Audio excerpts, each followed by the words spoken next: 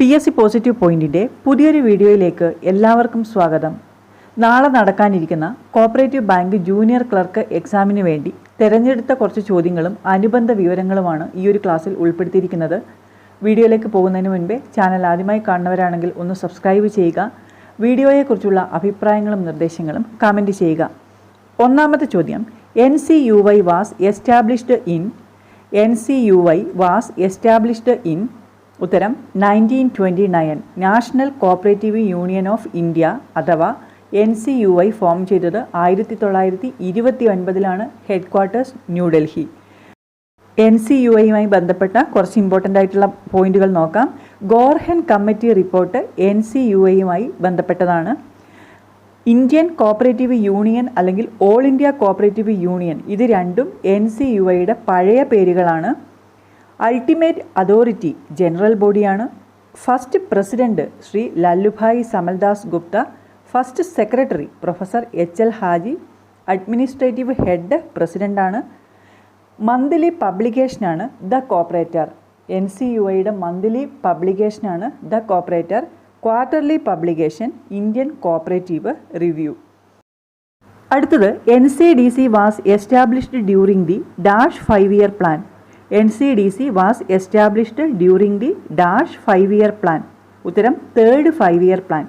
NCDC വളരെ important ആയിട്ടുള്ളൊരു ടോപ്പിക്കാണ്. ഒരു ചോദ്യം എന്തായാലും പ്രതീക്ഷിക്കാം. നാഷണൽ കോപ്പറേറ്റീവ് ഡെവലപ്മെൻറ്റ് കോർപ്പറേഷൻ എന്നാണ് NCDCയുടെ പൂർണ്ണരൂപം. നിലവിൽ വന്നത് 1963 March 13 head quarters New Delhi. NCDC act വന്നത് 1962. NCDC ഫോം ചെയ്തത് 1963 3rd 5-year പ്ലാൻ്റെ സമയത്താണ്. NCDCയുടെ അൾട്ടിമേറ്റ് അതോറിറ്റി ജനറൽ കൗൺസിലാണ്. ICDP ഇംപ്ലിമെൻ്റ് ചെയ്തത് NCDC ആണ്. 1985-86 കാലഘട്ടങ്ങളിൽ ICDP ഇംപ്ലിമെൻ്റ് ചെയ്ത ആദ്യത്തെ ഡിസ്ട്രിക്റ്റ് വയനാടാണ്. ഇന്ത്യയിലെ ആദ്യത്തെ ഡിസ്ട്രിക്റ്റ് വെസ്റ്റ് ബംഗാളിലെ നദിയ ഡിസ്ട്രിക്റ്റാണ്. അടുത്തത്, ഫസ്റ്റ് ചെയർമാൻ ഓഫ് NCCT. ഉത്തരം DG Karve. NCCT means national council for cooperative training. ഇതിൻ്റെ ആദ്യത്തെ ചെയർമാനായിരുന്നു DG കാർവേ. NCCT നിലവിൽ വന്നത് 1976 ഹെഡ് ക്വാർട്ടേഴ്സ് ന്യൂഡൽഹി. സ്വാമിനാഥൻ കമ്മിറ്റിയുടെ റെക്കമെൻഡേഷനിലാണ് NCCT നിലവിൽ വന്നത്. DG കാർവേ നമുക്കറിയാം, ഫാദർ ഓഫ് കോപ്പറേറ്റീവ് കോമൺവെൽത്ത് എന്നറിയപ്പെടുന്നത് DG കാർവേയാണ്. ടുവാർഡ്സ് കോപ്പറേറ്റീവ് കോമൺവെൽത്ത് എന്ന ബുക്ക് എഴുതിയത് DG കാർവേ. അടുത്തത്, NCCE was established in 1958. 1958 national centre for cooperative education നിലവിൽ വന്നത്. NCCT എന്ന് പറയുന്നത് national council for cooperative training ആണ്. NCCE എന്ന് പറയുന്നത് national centre for cooperative education. നിലവിൽ വന്നത് 1958 head quarters New Delhi. All India cooperative instructors training centre എന്നായിരുന്നു മുമ്പത്തെ പേര്. ഇപ്പോൾ ഇതറിയപ്പെടുന്നത് national centre for cooperative education അഥവാ NCCE എന്നാണ്. അടുത്ത ചോദ്യം, ഗ്രാമീയ is the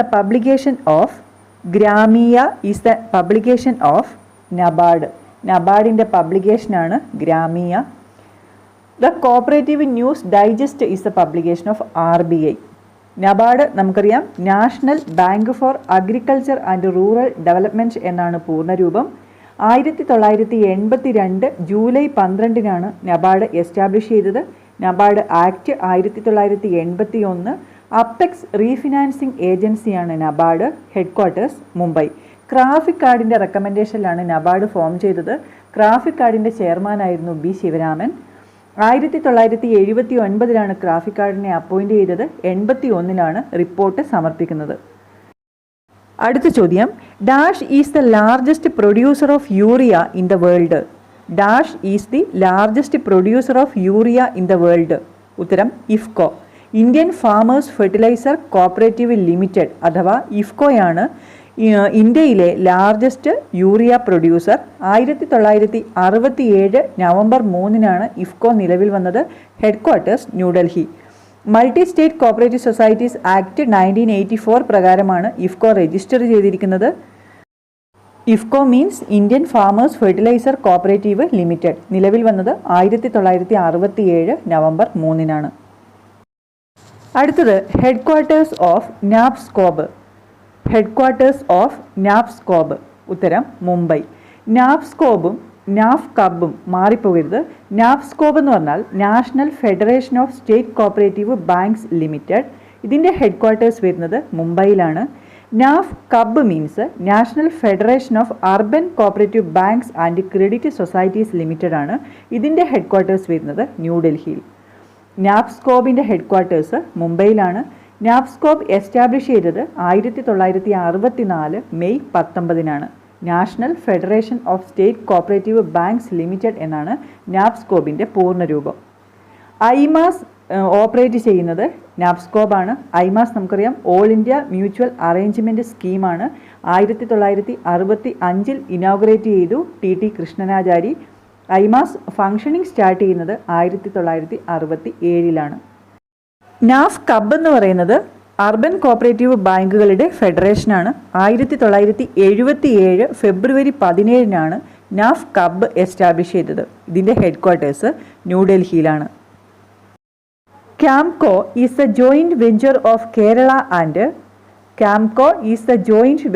of Kerala and Karnataka. കേരളവും കർണാടകവും തമ്മിലുള്ള ഒരു ജോയിൻറ്റ് വെഞ്ചറാണ് ക്യാംകോ എന്ന് പറയുന്നത്. The central arecanut and cocoa marketing and processing cooperative limited എന്നാണ് ക്യാംകോയുടെ പൂർണ്ണരൂപം. 1973 ജൂലൈ 11-നാണ് ക്യാംകോ രജിസ്റ്റർ ചെയ്തിരിക്കുന്നത്. മാംഗ്ലൂരാണ് ആസ്ഥാനം. Multi state cooperative societies act പ്രകാരമാണ് ക്യാംകോ രജിസ്റ്റർ ചെയ്തിരിക്കുന്നത്. ക്യാംകോയ്ക്ക് ഫിനാൻസ് കൊടുക്കുന്നത് കേരള ബാങ്കാണ്. അടുത്തത് headquarters of KRIBHCO. Headquarters of KRIBHCO. ഉത്തരം നോയിഡ. ഉത്തർപ്രദേശിലെ നോയിഡയിലാണ് ക്രിഫ്കോയുടെ ആസ്ഥാനം. കൃഷക് ഭാരതി കോപ്പറേറ്റീവ് ലിമിറ്റഡ് എന്നാണ് ക്രിഫ്കോയുടെ പൂർണ്ണരൂപം. 1980 ഏപ്രിൽ 17-നാണ് ക്രിഫ്കോ രൂപം കൊണ്ടത്. 1980 ഏപ്രിൽ 17-നാണ് ക്രിഫ്കോ എസ്റ്റാബ്ലിഷ് ചെയ്തത്. ഹെഡ്ക്വാർട്ടേഴ്സ് ഉത്തർപ്രദേശിലെ നോയിഡ. ക്രിഫ്കോയും രജിസ്റ്റർ ചെയ്തിരിക്കുന്നത് multi state cooperative societies act പ്രകാരമാണ്. ഇത് സെക്കൻഡ് ലാർജസ്റ്റ് യൂറിയ മാനുഫാക്ചറർ ആണ്. ഇന്ത്യയിലെ രണ്ടാമത്തെ ലാർജസ്റ്റ് യൂറിയ മാനുഫാക്ചറർ ആണ് ക്രിഫ്കോ. ക്രിഫ്കോയുടെ അമോണിയം പ്ലാന്റ് ലൊക്കേറ്റ് ചെയ്യുന്നത് ഗുജറാത്തിലെ ഹസിറയിലാണ്. Ammonia plant of KRIBHCO is located at Hazira in Gujarat. ക്രിഫ്കോയുടെ പവർ പ്ലാന്റ് എവിടെയാണെന്ന് ചോദിച്ചാൽ അത് രാജസ്ഥാനിലെ ജുൻജുനുവിലാണ്. Power plant of KRIBHCO is at Jhunjhunu in Rajasthan. അടുത്തത് LAMPS stands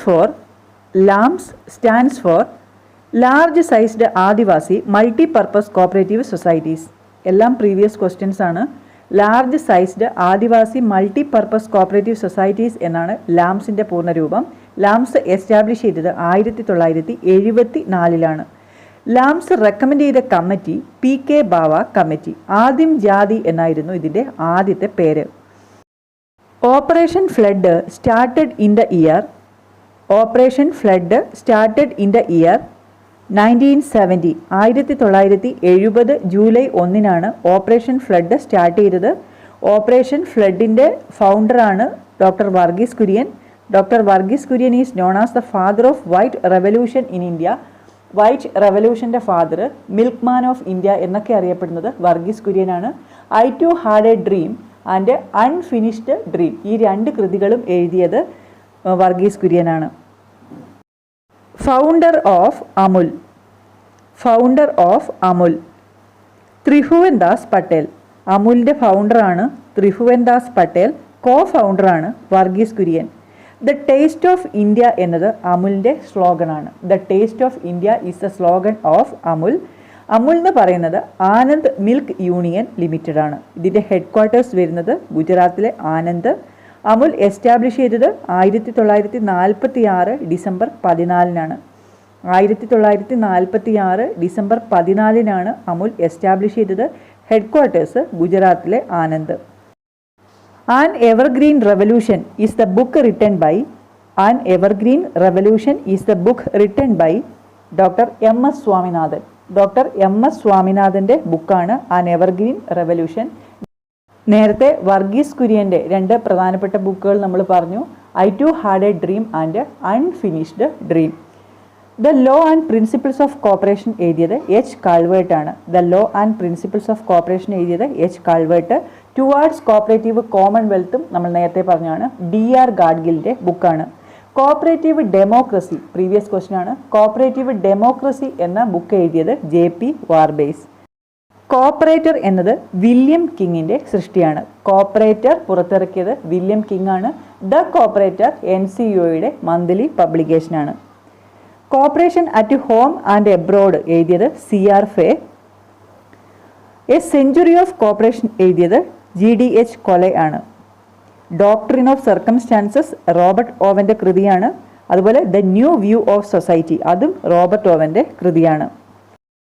12 virtues of cooperation എഴുതിയത് ചാൾസ് ഗൈഡ് ആണ്. ചാൾസ് ഗൈഡ് നമുക്കറിയാം കോപ്പറേറ്റീവ് ഫ്ലാഗ് ഡിസൈൻ ചെയ്ത ആളാണ്. ചാൾസ് ഗൈഡിൻ്റെ കൃതിയാണ് 12 virtues of cooperation. Rochdale pioneer സൊസൈറ്റിയുമായി ബന്ധപ്പെട്ട് 3 കൃതികൾ നമ്മൾ നേരത്തെ പഠിച്ചിട്ടുണ്ട്. വീവേഴ്സ് ഓഫ് ഡ്രീംസ് എഴുതിയത് David J Thomson. History of the Rochdale pioneers George Jacob Holyoake. Century of cooperation in Rochdale എഴുതിയത് ഹെൻറി ബ്രൗൺ. ഏതൊക്കെയാണ്? വീവേഴ്സ് ഓഫ് ഡ്രീംസ് എഴുതിയത് David J Thomson. History of the Rochdale pioneers George Jacob Holyoake. Century of cooperation in Rochdale Henry Brown. Cooperative identity Ivan മക്ഫേഴ്സൻ്റെയാണ്. 1992 Tokyo കോൺഗ്രസിൽ വെച്ചിട്ട് cooperative principles formulate ചെയ്യാൻ വേണ്ടിയിട്ട് Ivan മക്ഫേഴ്സിനെ chairman ആക്കിക്കൊണ്ടാണ് committee രൂപീകരിക്കുന്നത്. അദ്ദേഹമാണ് കൺസേൺ ഫോർ കമ്മ്യൂണിറ്റി എന്ന അവസാനത്തെ ICA പ്രിൻസിപ്പിൾ റെക്കമെൻഡ് ചെയ്തത്. ഇവാൻ മക്ഫേഴ്സിൻ്റെ കൃതിയാണ് cooperative identity. Agricultural credit review committee headed by AM Khusro. Agricultural credit review കമ്മിറ്റിയുടെ ഹെഡായിരുന്നു AM ഖുസ്രു. RBI ആണ് ഈ ഒരു കമ്മിറ്റീനെ അപ്പോയിൻറ്റ് ചെയ്യുന്നത് 1986. 1989 all India rural credit survey കമ്മിറ്റിയുടെ ഹെഡായിരുന്നു AD Gorwala. All India credit review കമ്മിറ്റിയുടെ ഹെഡായിരുന്നു B Venkatappaiah. Agricultural credit review കമ്മിറ്റിയുടെ ഹെഡ് AM ഖുസ്രു. ഈ 3 കമ്മിറ്റിയെയും അപ്പോയിൻറ്റ് ചെയ്തത് RBI ആണ്. Dash is the chief executive of farmers service society. ഉത്തരം മാനേജിംഗ് ഡയറക്ടർ.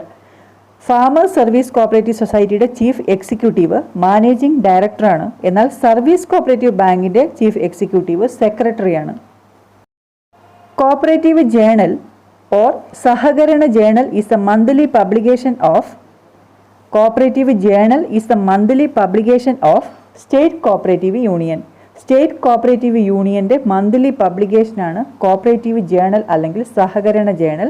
ഇത് പബ്ലിഷ് ചെയ്യാൻ തുടങ്ങിയത് 1952 സ്റ്റേറ്റ് കോപ്പറേറ്റീവ് യൂണിയൻ ഫോം ചെയ്തത് 1970 November 21 headquarters Thiruvananthapuram.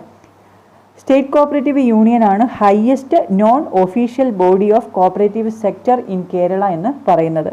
The highest non official body of cooperative sector in Kerala is state cooperative union. State cooperative യൂണിയന് managing കമ്മിറ്റിയുണ്ട്, general ബോഡിയുണ്ട്. Managing കമ്മിറ്റിയിലെ അംഗങ്ങൾ 23, കോറം 12 ഫസ്റ്റ് പ്രസിഡന്റാണ് KR Ilankath, first chairman PG Menon, first secretary Kesavan Nair.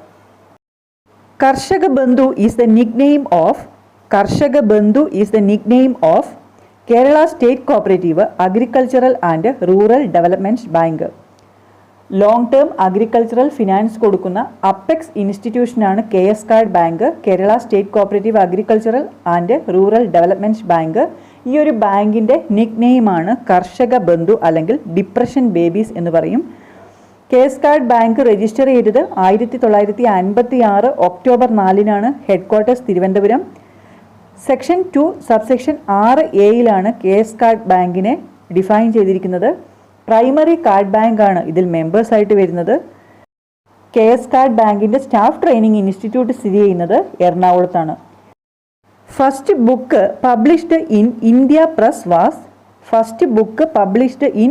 Press was ഓടയിൽ നിന്ന്. P കേശവദേവിൻ്റെ ഓടയിൽ നിന്ന് ആണ് ഇന്ത്യ പ്രസ്സിൽ അച്ചടിച്ച പബ്ലിഷ് ചെയ്ത ആദ്യത്തെ ബുക്ക്. ഇന്ത്യ പ്രസ് എന്താണ്? SPCS അല്ലെങ്കിൽ സാഹിത്യ പ്രവർത്തക കോപ്പറേറ്റീവ് സൊസൈറ്റി എസ്റ്റാബ്ലിഷ് ചെയ്ത ആദ്യത്തെ പ്രസ് ആണ് ഇന്ത്യ പ്രസ്. SPCSൻ്റെ പ്രസ്സാണ് ഇന്ത്യ പ്രസ്. 1953 സ്റ്റാർട്ട് ചെയ്തത് നാട്ടകത്ത്. ഈ ഒരു പ്രസ്സിൽ അച്ചടിച്ച ആദ്യത്തെ ബുക്കാണ് ഓടയിൽ നിന്ന്. ശ്രദ്ധിക്കണം, SPCS പബ്ലിഷ് ചെയ്ത ആദ്യത്തെ ബുക്ക് ഏതാണെന്ന് ചോദിച്ചാൽ അതിൻ്റെ ഉത്തരം തകഴിയുടെ കഥകളാണ്. The first book published by SPCS is തകഴിയുടെ കഥകൾ. SPCS എന്ന് പറഞ്ഞാൽ സാഹിത്യ പ്രവർത്തക കോപ്പറേറ്റീവ് സൊസൈറ്റി. ഇതിൻ്റെ സിമ്പലാണ് ഡക്ക്. പബ്ലിക്കേഷൻ വിശ്വവിജ്ഞാന കോശം, NBS ബുള്ളറ്റിൻ. SPCS ഫോം ചെയ്തത് 1945 ഹെഡ് ക്വാർട്ടേഴ്സ് കോട്ടയം. സാഹിത്യ സഖ്യം എന്നായിരുന്നു പഴയ പേര്. First president MB Paul, first secretary Karoor Neelakantapillai. Asian ഗെയിംസിൽ വ്യക്തിഗത ഇനത്തിൽ സ്വർണം നേടിയ ആദ്യ മലയാളി. ഉത്തരം TC യോഹന്നാൻ. ഏഷ്യൻ ഗെയിംസിൽ വ്യക്തിഗത ഇനത്തിൽ സ്വർണം നേടിയ ആദ്യ മലയാളി TC യോഹന്നാനാണ്. ആദ്യ മലയാളി വനിത MD വത്സമ്മ. ഏഷ്യൻ ഗെയിംസിൽ സ്വർണം നേടിയ ആദ്യ മലയാളി വനിത ഏഞ്ചൽ മേരിയാണ്. വ്യക്തിഗത ഇനത്തിൽ സ്വർണം നേടിയ ആദ്യ മലയാളി വനിത MD വത്സമ്മ. ഹിരാക്കുഡ് ഡാം സ്ഥിതി ചെയ്യുന്നത് മഹാനദിയിൽ. ഇന്ത്യയിലെ ഏറ്റവും നീളം കൂടിയ അണക്കെട്ടാണ് ഹിരാക്കുഡ് ഡാം. ഇത് സ്ഥിതി ചെയ്യുന്നത് മഹാനദിയിലാണ്. ഒഡീഷയുടെ ദുഃഖം എന്നറിയപ്പെടുന്നത് മഹാനദി. ഛത്തീസ്ഗഡിൻ്റെ ജീവരേഖ എന്നറിയപ്പെടുന്നത് മഹാനദിയാണ്. കേരളത്തിലെ ആദ്യ മന്ത്രിസഭയിലെ ആരോഗ്യമന്ത്രി. കേരളത്തിൻ്റെ ആദ്യത്തെ ആരോഗ്യമന്ത്രി. ഉത്തരം ഡോക്ടർ AR മേനോൻ. ആദ്യ മന്ത്രിസഭയിലെ ആരോഗ്യമന്ത്രിയായിരുന്നു ഡോക്ടർ AR മേനോൻ. ആദ്യ മന്ത്രിസഭയിലെ ഏറ്റവും പ്രായം കൂടിയ അംഗമായിരുന്നു ഡോക്ടർ AR മേനോൻ. ആദ്യത്തെ മുഖ്യമന്ത്രി EMS. ആദ്യത്തെ ധനകാര്യമന്ത്രി C അച്യുതമേനോൻ. ആദ്യത്തെ വിദ്യാഭ്യാസ മന്ത്രി ജോസഫ് മുണ്ടശ്ശേരി. ആദ്യത്തെ തൊഴിൽ മന്ത്രിയാണ് TV തോമസ്. ആദ്യത്തെ റവന്യൂ മന്ത്രി KR ഗൗരിയമ്മ. ആദ്യത്തെ കേരള മന്ത്രിസഭയിൽ ഉണ്ടായിരുന്ന ഒരേ ഒരു വനിതാ മന്ത്രിയാണ് KR Gowriamma. Underwriting of securities is dash function of bank. Underwriting of security is dash function of a bank. ഉത്തരം general utility function. Safeguard of valuables, lease financing, travellers cheque, merchant banking, letter of credit, factoring, ഇതെല്ലാം എന്താണ്? ഇതെല്ലാം general utility ഫംഗ്ഷനാണ്. അടുത്തത് maximum credit limit is restricted to dash in BSBD account. Maximum credit limit is restricted to dash in BSBDA account. ഉത്തരം 1 lakh. BSBDA ഒരു zero balance അക്കൗണ്ടാണ്. Minimum balance വേണ്ട. ഒരു വർഷം ഡെപ്പോസിറ്റ് ചെയ്യാവുന്ന മാക്സിമം എമൗണ്ട് 1 ലക്ഷം രൂപയാണ്. ഒരു തവണ ഡെപ്പോസിറ്റ് ചെയ്യാൻ കഴിയുന്ന മാക്സിമം എമൗണ്ട് 50,000 രൂപയാണ്. 4 വിത്ഡ്രോവൽസ് ചാർജ് ഇല്ലാതെ ഒരു മാസം അനുവദിക്കുന്നുണ്ട്. മാക്സിമം വിത്ഡ്രോവൽ ലിമിറ്റ് 10,000 രൂപയാണ്. Dash is an account with no single transactions in last 24 months. Dash is an account with no single transactions in last 24 months. ഉത്തരം ഇനോപ്പറേറ്റീവ് ഓർ ഡോർമെൻറ്റ് അക്കൗണ്ട്. ഒരു അക്കൗണ്ടിൽ last 12 മാസം ഒരു ട്രാൻസാക്ഷനും നടന്നിട്ടില്ല എങ്കിൽ അത്തരം അക്കൗണ്ടിനെ ഇനാക്റ്റീവ് അക്കൗണ്ട് എന്ന് പറയും. 24 മാസത്തിനുള്ളിൽ ഒരു ട്രാൻസാക്ഷൻ പോലും നടന്നിട്ടില്ല എങ്കിൽ അത്തരം അക്കൗണ്ടിനെ ഇനോപ്പറേറ്റീവ് ഓർ ഡോർമെൻറ്റ് അക്കൗണ്ട് എന്ന് പറയും. അടുത്ത ചോദ്യം, depreciation is charged on the basis of dash concept. Depreciation is charged on the basis of dash concept. ഉത്തരം മാച്ചിങ് കോൺസെപ്റ്റ്. മാച്ചിങ് കോൺസെപ്റ്റ് അനുസരിച്ചാണ് ഡിപ്രീസിയേഷൻ ചാർജ് ചെയ്യുന്നത്. ഡിപ്രീസിയേഷൻ എന്ത് തരം കോസ്റ്റ് ആണെന്ന് കഴിഞ്ഞ ജൂനിയർ ക്ലർക്ക് എക്സാമിന് ഒരു ചോദ്യം ഉണ്ടായിരുന്നു. ഡിപ്രീസിയേഷൻ ഇംപ്ലിസിറ്റ് കോസ്റ്റ് ആണ്. A person who owes money to the firm is a person who owes money to the firm is a debtor. A person who owes money to the firm is a debtor. A person to whom it is owed എന്നാണ് question എങ്കിൽ അതിൻ്റെ ഉത്തരം creditor ആണ്. Miscellaneous journal means. Miscellaneous journal means ഉത്തരം journal proper. Journal പ്രോപ്പറിനെയാണ് miscellaneous journal എന്ന് പറയുന്നത്. Which section of KCS act deals with annual general body meeting? Which section of KCS act deals with annual general body meeting? ഉത്തരം section 29. KCS ആക്ടിൻ്റെ 29ാമത്തെ സെക്ഷനിലാണ് annual general body മീറ്റിങ്ങിനെ കുറിച്ച് പറയുന്നത്. ഒരു ഫിനാൻഷ്യൽ ഇയർ കംപ്ലീറ്റ് ചെയ്ത് കഴിഞ്ഞ് 6 മാസത്തിനുള്ളിൽ ആനുവൽ ജനറൽ ബോഡി മീറ്റിംഗ് കൂടിയിരിക്കണം. രജിസ്ട്രാർക്കോ രജിസ്ട്രാർ ഓതറൈസ് ചെയ്യുന്ന വ്യക്തിക്കോ DCAക്കോ DCA ഓതറൈസ് ചെയ്യുന്ന വ്യക്തിക്കോ ഈ ആനുവൽ ജനറൽ ബോഡി മീറ്റിങ്ങിൽ പങ്കെടുക്കാം. ആനുവൽ ജനറൽ ബോഡി മീറ്റിങ്ങിനെ കുറിച്ച് പറയുന്ന സെക്ഷൻ 29.